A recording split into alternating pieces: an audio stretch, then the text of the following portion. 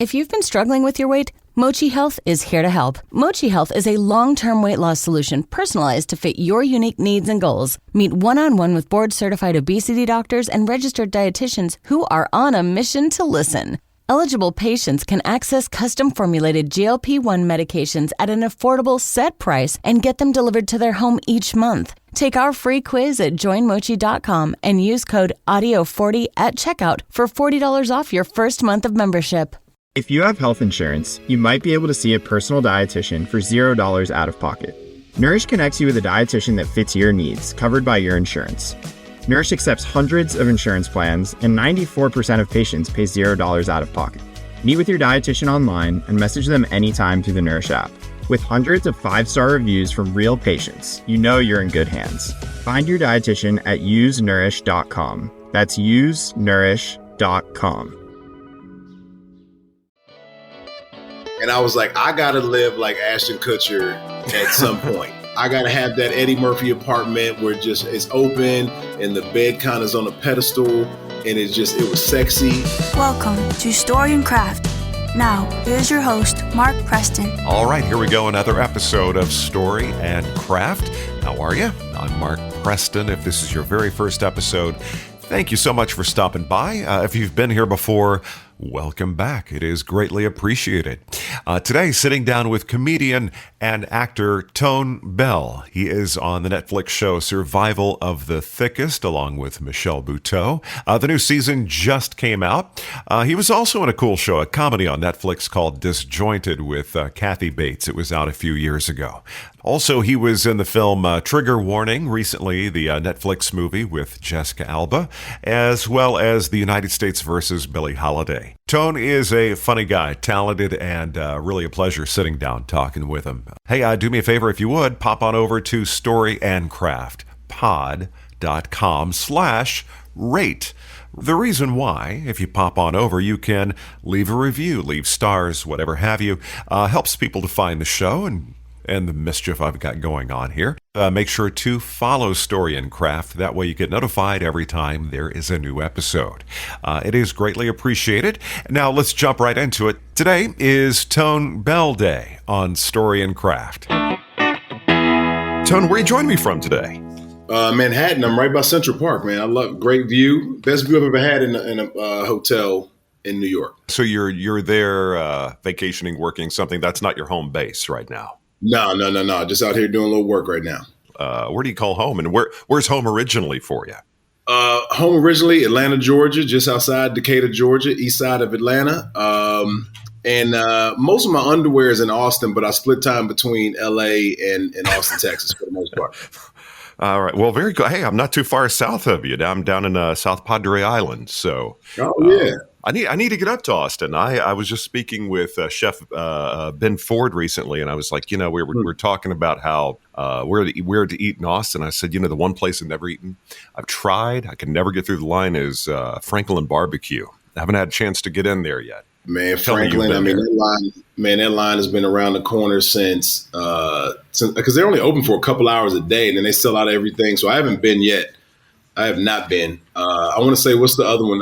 Terry Black's is the other one. I know someone at Terry Black's, so I can get in there. But that's also a crazy line. Now I can say I know somebody who knows somebody at Terry Black's, so I can get in that way. So how did you get down to Austin? How was that destination? I know a lot of folks are relocating down there. Yeah, I mean, I always knew I was going to go to Austin. I used to live in Dallas. I used to have I was corporate for a while. So I worked in marketing and advertising for Anheuser-Busch for about 7 years. And a lot of friends, and one of the guys that I trained used to live down there. So I would go down on weekends and like for meetings and stuff. And I just loved the city. So I knew when my time in LA, my full time in LA was up, I knew I was going to move to Austin.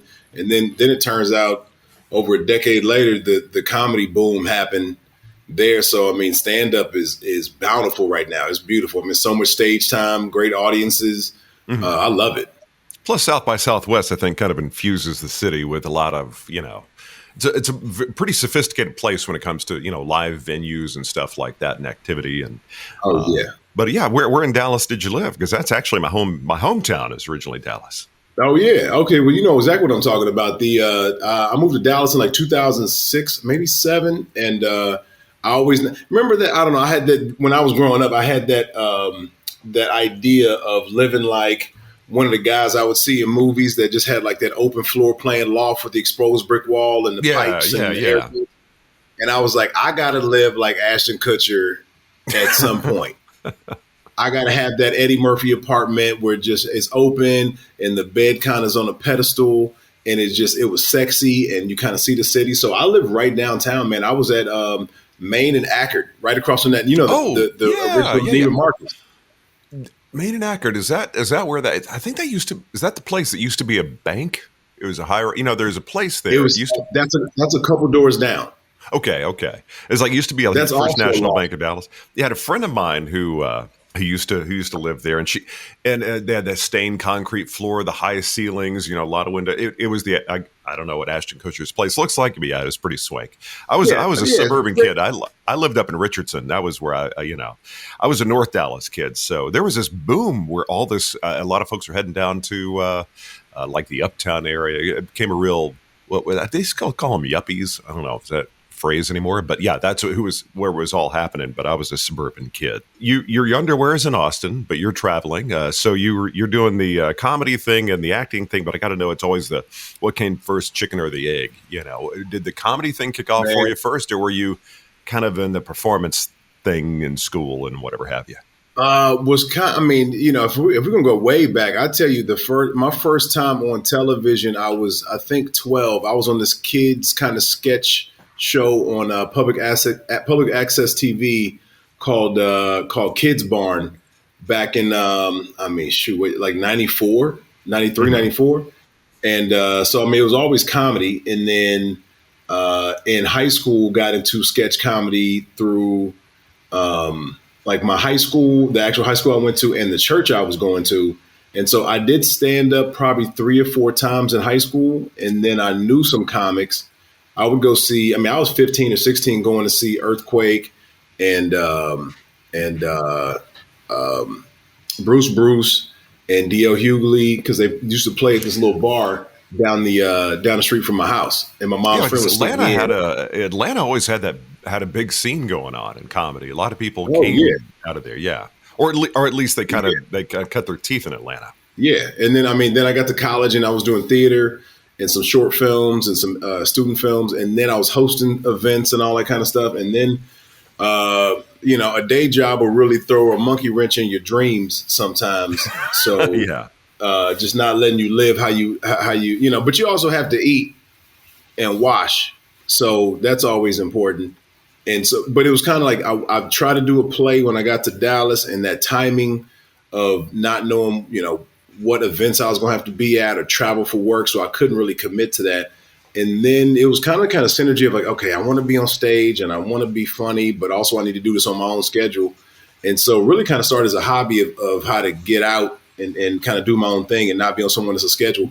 And that's where stand-up came from. Well, I think as a performer, you got to have that freedom of kind of doing it on your own schedule. I think some people, it's because it's going to work for you. You gotta find your own path, and it may not make sense to other people, but yeah, that makes all the sense in the world. I mean, you as a comedian, do you enjoy the tour thing, or do you like kind of like having kind of being where you're performing, or do you like being on the road? Yeah, I tell you what, I'm 17 years into comedy now, and it was exciting when I realized I'm gonna have a career at this, which is nice. Like, it wasn't just, popping on stage and I'm out of the open mic scene and I'm starting to tour. And it was very exciting for the first probably 7 to 10 years. And man, let me tell you, I can't stand the travel now. It's a gift and a curse. Now I got a uniform now. And a couple of older comics told me at one point, they're like, you're going to stop going shopping. You're going to figure out what you like to wear on stage, and you're going to pack that every weekend. And that's what I do now. And I love when I'm on the stage, but getting there is sometimes not the easiest to get, to be motivated in. I imagine it's a younger man's game to a degree, and that becomes a real job as you get a little bit older, but you know what you're doing. So I guess it's kind of a trade-off. You're a little more seasoned as a guy that's got some miles under his wheels. But do you have a preference for like working in clubs, or do you have aspirations? I always wanted to do like I mean, to the far end, like a big arena show, or what kind of aspirationally, did you start off wanting to do, and kind of right now, what are you like? Okay, this to me is success when it comes to comedy. Man, I hit a lot of them early, which I did not think was possible. I thought it was going to take a lot longer, but yeah, I mean, I look at it now where I think I'm in the next few years of getting into that theater space, and I'm excited about that. And I mean, I love the clubs. It does get exhausting sometimes when, some clubs are like, we got to do 7 shows. You go to Vegas, sometimes it's 10 shows, sometimes it's 7. Now I kind of just do the Friday, Saturday thing. So I do love certain clubs in certain cities, but it'd be nice to be able to go into a town, see it, go grab lunch, get a restaurant recommendation, do my show at night, and then get the hell out. Yeah. Like that. Yeah. That would be very nice. I mean, I got a lot of friends who moved into that space. In the arenas, I don't know if my style fits arenas. I mean, if we'll find out if it does. I mean, if we ever get there, then I'd be, I'd be excited to do that. But I think I'd love to. I mean, I've worked with a few people, and I've gotten the 4,000 seater, the 2,500 seater, and that feeling is amazing. I mean, just hearing that laugh roll back to the back wall and then come back, and you're like, oh, I can pause for like 12 seconds because this joke just hit. I mean, it's that crescendo of sound and laughter is it's addictive. Like, how long does it take you to kind of get to that point where you've said, okay, now I got my show locked in? How long does it take you to work that out to get to the point where you're like, oh, let's take this on the road? For everything, usually I write pretty quick. That's only because most of them are real stories about life. So if I tell it how I want to tell it, then most stories, I mean, anywhere between 8 to 20 minutes. I got a story right now that's 25 minutes long. If I tell it, if the crowd is really locked in, one bit is 25 minutes. So that takes about probably say 6 to 8 months to really work out to where I'm comfortable and it works everywhere. But I mean, an hour, man, the show, I'm still playing with my new hour now. I mean, I'm starting to find new stuff that I like that, trims a fat and I get the point across better. So, and I've been working on the bones of this one for, I would say about 2.5 years now.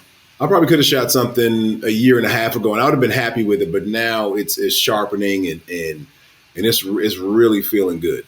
It's really feeling good. Have you ever been in a situation, I've always been curious about this, where you go somewhere and something you do just kills. It's just like lights up the room and you're like, all right, this is perfect. I'm going to use this wherever I go. This is going to be like almost like a marquee thing. And then you go to another city, another club, and it falls flat. Has that ever happened to you where you're like, wait a minute? Yeah, last weekend. Where were you? Winnipeg, Canada. Winnipeg. I mean, I love the Canadians, and most of them were in. But I mean, even these shows were set up different. I mean, I had never worked a club like this before because the audience is built differently. But yeah, I mean, sometimes, man, you go to Salt Lake City, and then you go to Phoenix, and that's two different crowds. You just never know. I mean, majority of the time, average, they all work. But yeah, sometimes, I mean, also, like, you got to realize sometimes you mentally run out of gas. Like if you've been, like you're not hitting it as well as you think. You try to go on autopilot and go, this should work. But if I don't give it the same performance and the same nuance, then it might not. Or sometimes the crowd is just not in. I mean, I've had an opener probably. I'm taking a new guy with me on the road now every now and then. And I mean, he's a killer, which I like because he makes me work harder. But I mean, he has such a good set probably 3 weeks ago that I was upset before I went on. I was like, I should have just let you close the show. I was exhausted, and this dude just got off stage and fucking murdered. And I was like, I kind of just don't even want to go up. And then I had a pretty good set, but the show before that I killed. The next show, it was fine, which is fine. But oh man, it was rough. Like, who was on the Mount Rushmore when you were coming up? You're like, okay, when I see them, you mentioned Eddie Murphy apartment. Like if you were to mention, okay, let's say 4 or 5 guys or gals, folks you looked at and go, man, they cracked the code. That's my North Star. Who would those people be when you were coming up? Coming up, I would say my top 2 are Carlin and Cosby. And we're talking about, when I fell in love with stand-up. I mean, it's 90s, early 2000s. I mean, Carlin, Cosby. Cosby was more of a storyteller.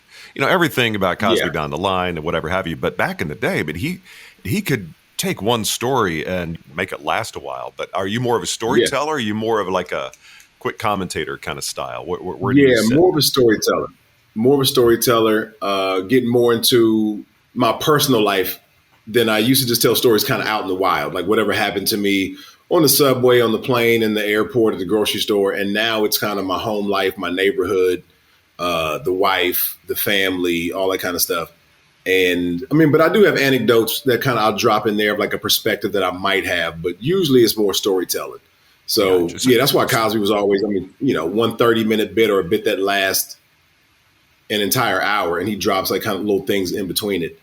But I'm also a big fan of Patrice O'Neal. I mean, passed away years ago, but Patrice, just perspective wise was, just a way to get people to dig himself a hole and then let you realize, I don't even agree with this, but holy shit, is that funny? Yeah, Carlin was he was just a master wordsmith. Like I heard somewhere that he wrote. Everything he did on stage was almost scripted. It was pretty much he knew what he was going to say. I know when I started in radio years ago. The words you can't say on radio is like Carlin was my educator on that. Oh, I probably watch that. I probably watch that bit every few months. He never lost his edge. He was always dialed in. And I think right now he would be more contemporary than even he was back then if he was doing the same act right now, ironically, I watched the hour that he did a few months ago, and you go, it sounds like he wrote it a year ago. Yeah. It still all matters. Nothing's changed that much it's so poignant when he did it then. And just the scope that he had on culture and society was amazing. And also, hilarious. In Human Nature, he kind of dialed that in, Who right now are you checking out? Who are you enjoying watching who's currently out there? Man, that's hard because, when you get into this, you're fans of people, then you kind of run into them and then you become a peer. And so really, I'm a big fan of a lot, I would say, friends of mine. I think my wife was very mad at me last week for we got in a good argument, and I knew, because we're trying to have a kid now, I knew that if I put on Andrew Schultz special, that she would love it, but she's so mad at me that she'll try her best not to laugh at it. And that's exactly what happened. And it was brilliant. She was trying to put a pillow over her face, act like she was mad, but she was, giggling all the way through it. So I think Schultz right now, I love his evolution. Nate Bargatze, love Nate. Ali Sadiq, I think, is hilarious. Kyle Kinane, I just love how he's a wordsmith to me, and just he kind of puts you in those shoes.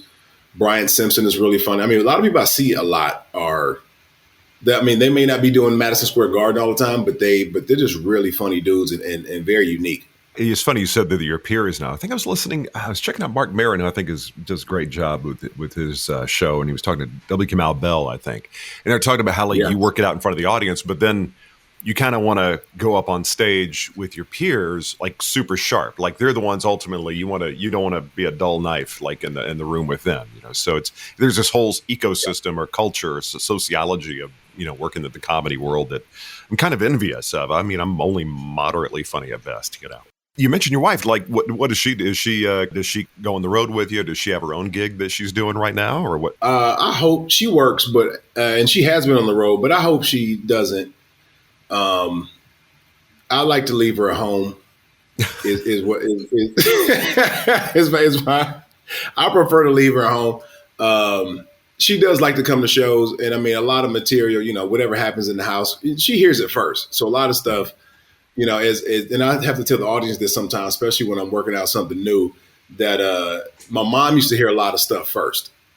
Mm-hmm. My mom and I are very tight. We talk every day, and now we don't talk as much because I have a wife now, and so she hears all of this garbage every day, and then she tells me if it's funny or not, and the inverse happens. If she thinks it's funny, other people don't. If she thinks it's not funny, other people love it. Really? And so that's kind of like the style. Yeah. Oh man. If she's like, you shouldn't say that, I go, oh, well, I got to put that on stage. You got the decoder ring of, okay, if it doesn't work with her, it's probably going to work on stage. Now, like you mentioned your mother, like what does she do? My mom, she's retired, man. She just retired after 30 years. I mean, probably 40 years, really. But her last gig was the director of the governor's director for the governor's office of highway safety in Georgia. Okay. So, yeah, I mean, and honestly, my mom is really funny. She don't think she's that funny, but everybody knows she's so funny, man. And my wife is getting funnier. Like she's really not. She's lucky she has me. I'll say that because her jokes are getting better. She's trimming the fat on some of these long. So you're helping her raise her bar, basically. You're helping her to be her fullest self. Are your folks still around? I mean, your mother's still around. What about your father? What was his vocation? Yeah, mom and dad still together, still around. He's kind of nobody really knows what he's doing right now. I mean, he kind of works, but then kind of doesn't. He's a civil engineer and developer, and so he kind of he'll help you out with a parking lot or a runway or a house or something if you need it, but only if he. My dad's one of those dudes. He's like, "You got cash?" Like that's. My dad was like, "I'll work, but I ain't paying no taxes on it. Like, if you got cash, I'll hook you up, but I'm not taking checks anymore." So yeah, he's kind of working, but not really. Thumbtack presents the ins and outs of caring for your home. Out, procrastination, putting it off, kicking the can down the road. In, plans and guides that make it easy to get home projects done. Out, carpet in the bathroom. Like, why? In, knowing what to do, when to do it, and who to hire. Start caring for your home with confidence. Download Thumbtack today.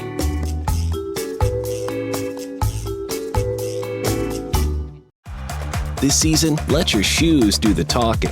Designer Shoe Warehouse is packed with fresh styles that speak to your whole vibe without saying a word. From cool sneakers that look good with everything, to easy sandals you'll want to wear on repeat, DSW has you covered. Find a shoe for every you from the brands you love, like Birkenstock, Nike, Adidas, New Balance, and more. Head to your DSW store or visit dsw.com today.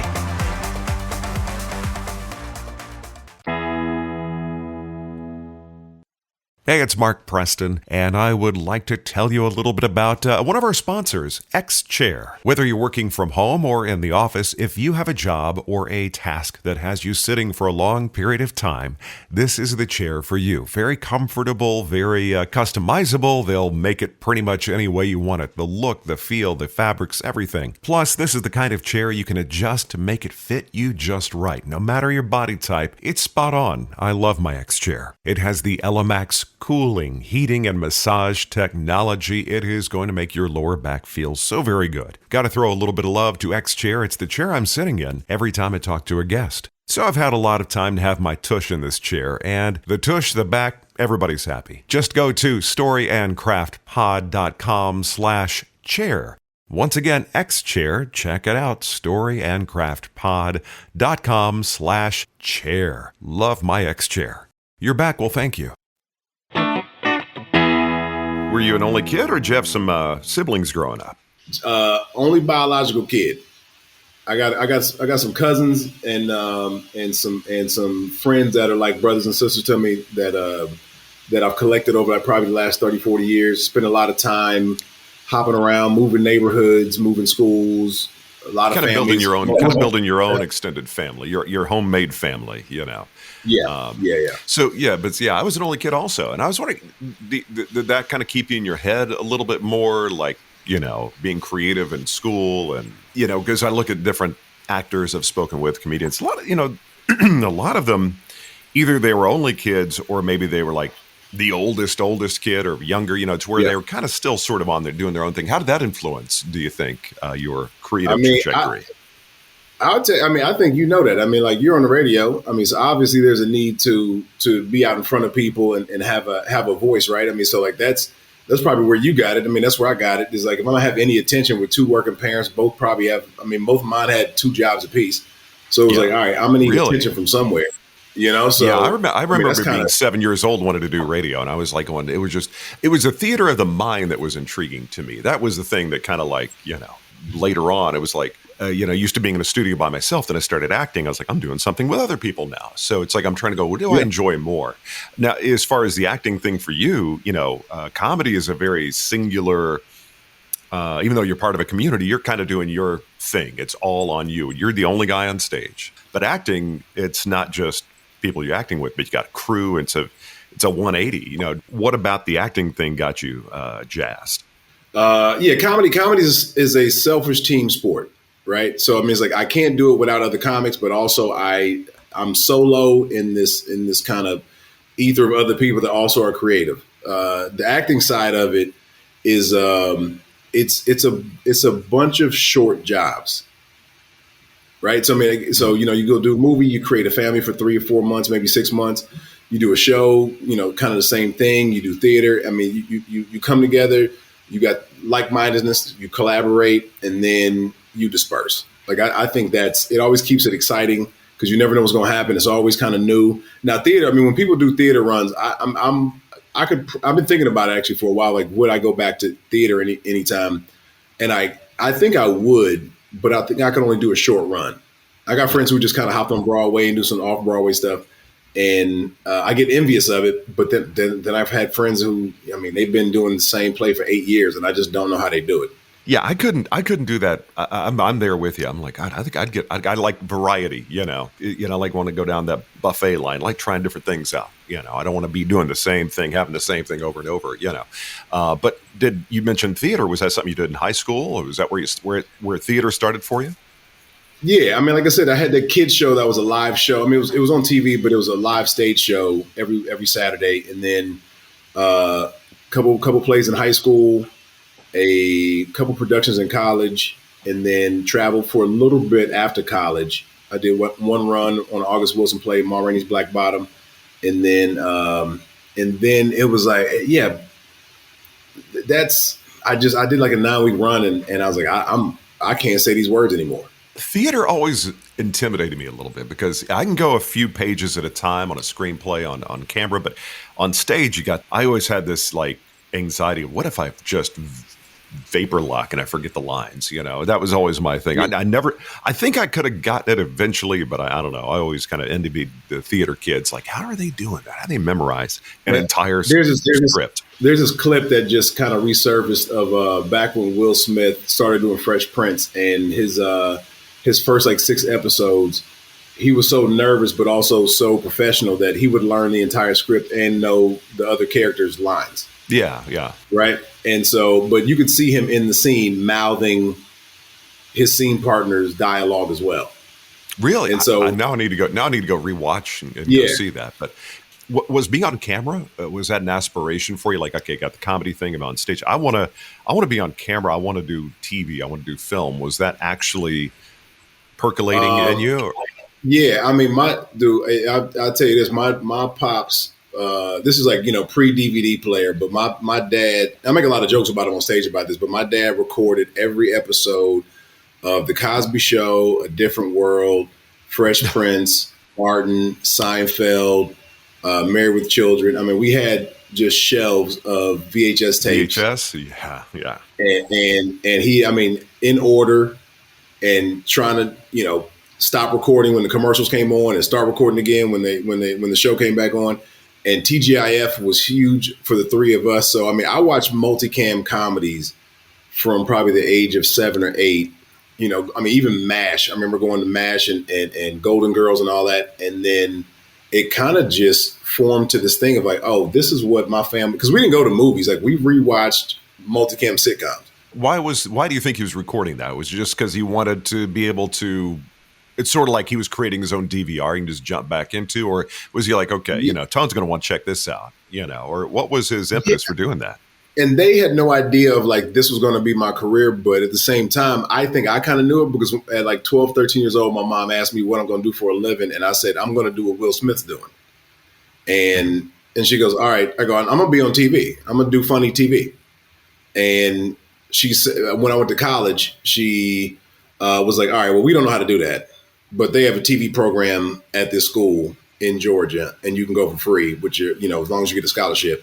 And then that's what I did. So it was kind of like they didn't know how to support it, but they're like, all right, this. And she thought I was going to be on the news. She was like, he'll be a news anchor. Wait, what school was that you went to? I went to Savannah State. So you were thinking maybe I'm going to be a news guy. Okay. No. She was thinking that. I knew I wasn't doing that.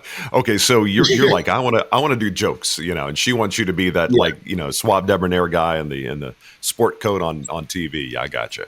Yeah, I mean, even in college, I had my own show. I mean, even to this day, I think I'm the only one that's had my own show on the CCTV of our campus. But I had like a daily show type show on campus, and so it was like the funny news of what's happening on campus. So like that was kind of my thing. So do you feel like you needed do you feel like it's kind of hardwired in you? You need that outlet to comment to is that kind of the way you process what's going on in the world? Is like, okay, I want to comment on it. That kind of puts you in a position of contemplating, or whatever have you. Like you said, your daily show like thing. What was your drive to do something like that? Being a teenager, early 20s, or whatever have you. I mean, it started as just like one of my professors. It started as an assignment, and then they kind of wanted to keep going, and I was like, well, we can. And so I kind of hired the rest of the students to be the staff, so everybody got a chance to learn how to do something. So we had producers and writers and field reporters, and I was sitting at the desk, and I had guests come in, and I was interviewing. And so it was like it's the observation of, if I'm a fly on the wall and have a take at this, can we make it informative and funny? Yeah. And that's kind of what it became. And even my stand-up now is kind of that, of like these little small things. If I can paint this picture right, you'll know how ridiculous this thing is. Yeah, isn't that the beauty of comedy, though? Like, where you're sort of like, okay, I know you didn't see it like this, but let me show it to you through a different lens. And then something absurd is like, or something that seems quote unquote normal. It's like, God, that is absurd. See, I think anybody can inform, but I think it's a special muscle to flex to make that thing funny. I think Jon Stewart does a great job of that. Yeah. I mean, even now, like, I don't really touch. I mean, there's certain subjects I don't touch on stage just because I don't have the ammunition. If an audience member questions it, I go, I'm probably not prepared to answer that. But my life, I can. Mm-hmm. So if I can give you all the pieces that you need to build this house that I'm trying to show you the picture of, then this should work out. Well, we're talking comedy, but it just was coincidental. Like 2 or 3 weeks ago, I was just flipping through. I was doing that thing like, what am I going to watch? Because I'm on my computer. I'm doing a little bit of work. I don't want to kick something on TV and kind of check something out. And I landed on a trigger warning. And I was like, oh, well, that's not comedy. But that was kind of a fun, anytime I have a chance to see, I'm a Gen X kid. Anytime I have a chance to see Anthony Michael Hall, I'm going to do it. But I thought you were going to say Jessica Alba. I was going to say, yeah, anytime I get a chance to be next to her, I'd take that chance too. But that was the thing. You see, Jessica Alba, back in the day, she was the teen movie, like she was the ingenue or whatever. But she was kind of a badass in this. So how did that, because that's not comedy, but how did that come across your desk? Yeah, I mean, I had worked with those same producers before, and then they called them like, hey, we got something fun.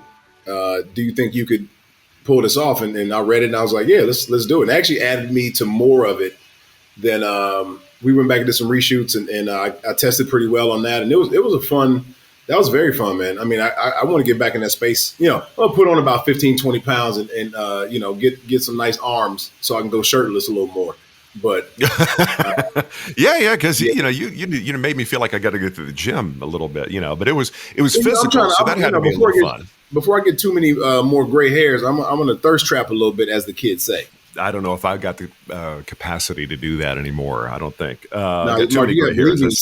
You got to believe in yourself. Thirst trapping is for any age. Okay, well, you know what? That'll be maybe that'll be the title of the this episode: Thirst Trapping at Any Age. Yeah, but I mean, it sounds sexier when you say it like that. How did Survival of the Thickest come along to you?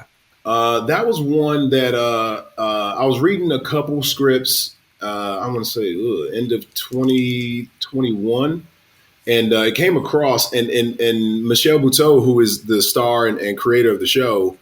I read it and I was like, oh man, this seems fun. And my agents were asking me like, hey, do you want to read for this? And I'm like, well, I've known her for, 12 years at that point. I'm like, if she saw me in it, then, I'll call her and see how she feels. And we talked about it, and then and I was like, but I'm not going to audition for it, but I will read with her.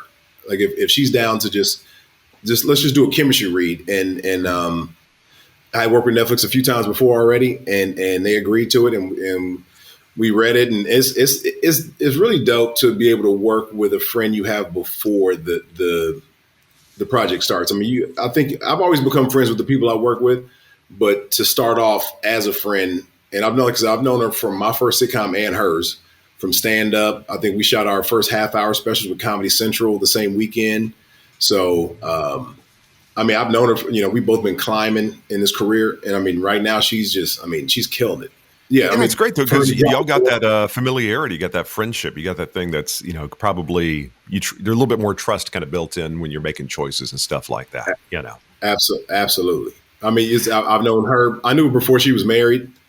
I knew her husband when they were dating. And so, kind of going through all this together at the same time, it's been a wonderful evolution of a friendship and career path, man. I mean, out of all between the regulars on the show, the cast leads and I would say other comics and actors that pop in. I mean, this is the show I've worked on in my career where I've known majority of the people that come to play on the show.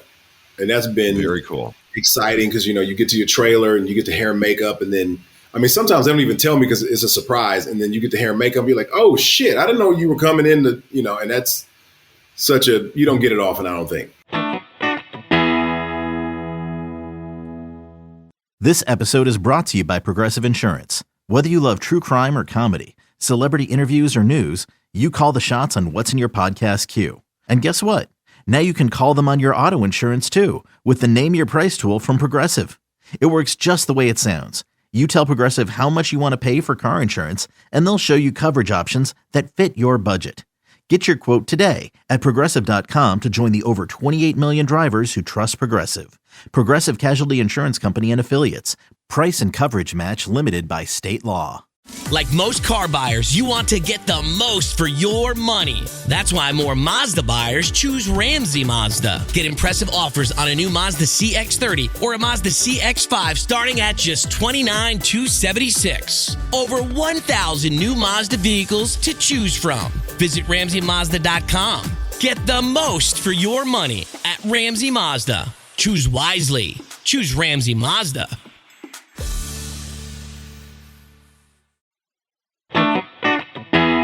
Before we wrap up here, I always do something I call my 7 questions, a little extra fun, a little some randomness. But first question I always ask, because I always talk food at some level. In fact, being from Atlanta, I always talk about going to, the Varsity. My daughter loves that orange drink they got at the Varsity up there. And my arteries don't like the rest of it, but it's very tasty. So it's good stuff up there. But what I was curious, they don't add up. But go ahead. What is your favorite comfort food? That thing it just kind of brings you right where you want to be. Good day, bad day. What would that be for you? Probably shrimp and grits. Now, next question. If you're going to sit down, talk story, you're going to have coffee with 3 people, you and 3 people, living or not, who would you like to sit down, spend a whole afternoon drinking coffee and talking story with? Living or not. One, Kathy Bates. I do that in real life already, but Kathy Bates is one. I would say young Don Cheadle, like 30-year-old Don Cheadle. Maybe 30. I give him 35. Maybe 35-year-old Don Cheadle. Okay. Oh my God, I'm going to forget his name. There's a crazy story I heard when I was in Italy a couple years ago, and there's a story about a pope who decided to take down the wall of like forgiveness or something. Mm-hmm. I don't know if you know this story, but every 25 years the Pope can take this wall down. Whoever walks through with him, they're forgiven of all their sins and guaranteed to go to heaven. And this Pope didn't think he was going to make it, so he took it down 10 years early. And I thought it was so funny during the tour that I was like, man, I want I want to know what he was thinking. What was he up to? Yeah. I'm like, man, yeah, like that I've been thinking about this for the last 2.5 years. That it makes me laugh, and I go, all right, man, what's up? I would love to go. You had to tear down the wall, what's? Oh man, because I think it happened in like 92 or 94, something like that. I can't think of which Pope it was, but Pope John Paul. I don't think it was John Paul. I didn't even know about that. See, I love this show because I get to learn stuff. But the next question I got for you, going back to your young Tone, who was your first celebrity crush? I got to give you two. Okay, I can't give you one. Number one, Rudy Huxtable. So Keisha Knight. Yeah. And then Topanga from Boy Meets World. She's come up a few times. She's definitely come up a few times. Now, next question. You're going to be living on an exotic island for a year. All right, somewhere you want to be. They just don't have streaming, so you got to bring. It's a beautiful place. You got to bring an album if you want to listen to music.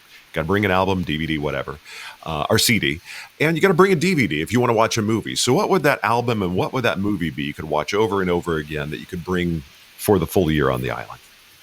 This is probably cliche, but I love it. So probably Dark Side of the Moon, Pink Floyd, and then you said DVD. Mm-hmm. Probably Life. Eddie Murphy, Martin Lawrence. Or when they were in prison together. Yeah, that was a good one. I forgot about that one. If you were to go, say, from stem to stern, time you wake up, time you go to bed, what are the component parts in your mind that would make it a perfect day for you? Starting off with my wife not waking me up when she has to pee at 3 a.m. If I got a full night's sleep without having to wake up, first her not peeing. That's number one. A full night's sleep without hearing the door and her climbing over me to go to the bathroom. That'd be perfect to wake up at like 7:30. Nice cup of tea, a stretch, a little lemon water. My old neighbors, go give them a shout. Jerry and Linda, the 87, go kick it with them for a little bit. Do a little yard work. I mean, I'm a big fan of doing my own yard work. Do that. My wife makes lunch without me having to ask her to do it. Oh, that would be lovely. Mm-hmm. That'd be great. Another thing, I clean the pool. Or maybe not have to clean the pool. Either clean the pool for some time to myself or look out there and go, oh, the pool doesn't need cleaning. That's great. And then head downtown in the evening, hit zero traffic. My parking space is available. Hop on stage and kill a new 15-minute set. That's a perfect day. Because I know what parking's like in Austin, so I feel you there. Now, if you were doing this for a living, what would be the vocation? What would be the number two that would bring you joy, you think? I don't know. I mean, at this point, it's time to start a family. So making sure my parents get a chance to hang out with the grandkids. I gotcha. So fly them in wherever they want to and hang out and like some cool family time. I think that's what I'm working for. Yeah, like to be able to go, all right, this is good. We're gonna be fine, and then to whatever they want to do. Fantastic. I like that.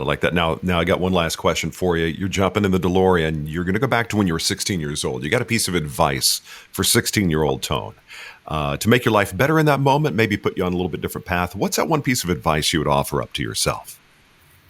Don't deal with that light-skinned girl you dealt with when you were 16.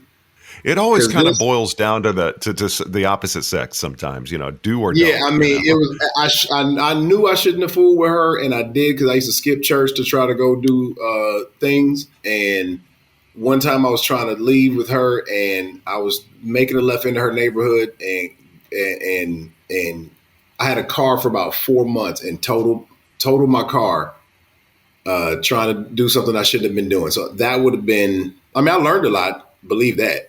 But yeah, that's what being a teenager and being your early 20s is all about. Just those life lessons. Yeah.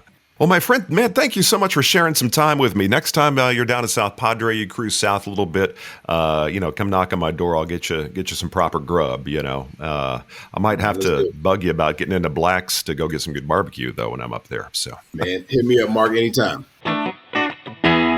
All right, there you go, Tone Bell. Funny guy, really enjoyed it. The new season of Survival of the Thickest, along with Michelle Buteau, it is on Netflix right now, just came out. Also, you can check out, again, storyandcraftpod.com. You can check out his info and if he's on tour, and, you just can kind of click on the links. In fact, all of our guests, if you want to find them on the socials, it's a good way to look that up. All right, so I'm going to get on out of here. You have yourself a great rest of your day or evening. And as I always say, thank you so much, very, very much for making whatever I've got going on here part of what you've got going on. Okay, we'll see you next time right here on Story and Craft. That's it for this episode of Story and Craft. Join Mark next week for more conversation right here on Story and Craft. Story and Craft is a presentation of Mark Preston Productions, LLC. Executive producer is Mark Preston. Associate producer is Zachary Holden. Please rate and review Story and Craft on Apple Podcasts. Don't forget to subscribe to the show on Apple Podcasts, Spotify, or your favorite podcast app. You can subscribe to show updates and stay in the know. Just head to storyandcraftpod.com and sign up for the newsletter. I'm Emma Dillon. See you next time, and remember, keep telling your story. Nerds! Today's episode is sponsored by Smart Travel, a new podcast from NerdWallet.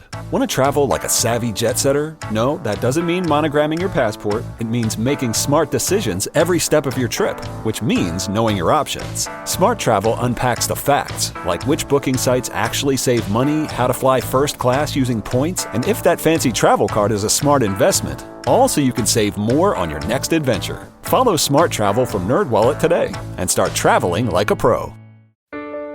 One night, one goal. Stop suicide. On June 21st, New York City will host the American Foundation for Suicide Prevention's milestone 30th Out of the Darkness Overnight Walk. Over the last 20 years, people have described the overnight as one of the most powerful experiences of their lives. Now is the perfect time to join us as people from all over the country come together to stop suicide. Walk over 16 miles from dusk till dawn to raise much-needed funds for this important cause. You'll form lasting friendships, experience healing and love, and bring hope to those affected by suicide. Be a part of this life-changing event, the American Foundation for Suicide Prevention's Out of the Darkness Overnight Walk. June 21st. Register now at theovernight.org or call 888-THE-OVERNIGHT. That's 888-843-6837.